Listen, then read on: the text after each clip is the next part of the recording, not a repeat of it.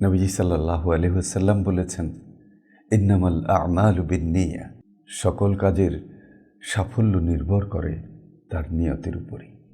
সুতরাং আমরা যেন আমাদের নিয়তকে পরিশুদ্ধ করি, হালাল হারামের পার্থক্য যেন আমরা করতে চেষ্টা করি। হজে আসার আগের জীবন হয়তো জড়িত হয়েছিল হালাল হারামের সাথে, কিন্তু হজে আসার পরের জীবন যেন আর হালাল হারামের সাথে না যায়, আমাদের সেই সংকল্প করা উচিত। তা না হলে আপনার হজ মাবরুর হয়েছে এটা দাবি করার, এটা আশা করার সুযোগই থাকবে না।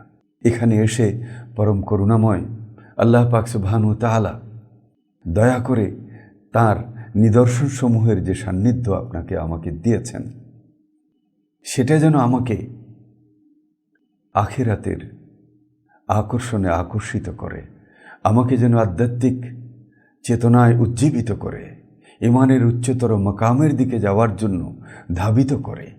আপনি নবীজির রওজা পাকে এসেছেন, নবীজির সাক্ষাৎ ছাড়া কি আপনি চলে যাবেন? জীবনের এই চূড়ান্ত সাফল্য কি আপনি চান না? কাবার গিলাফ ধরে আমাদের কেঁদে ওঠা উচিত, আমরা দোয়া করা উচিত, আল্লাহ আপনার কাছে এসেছি, আপনার সাক্ষাৎ চাই। কাবার গিলাফ ধরে কেঁদে ওঠা উচিত, আল্লাহ নবীর দেশে এসেছি, নবীর সাক্ষাৎ চাই। আপনি আমাদেরকে আপনার সাক্ষাৎ, নবীজির সাক্ষাতে ভূষিত করুন।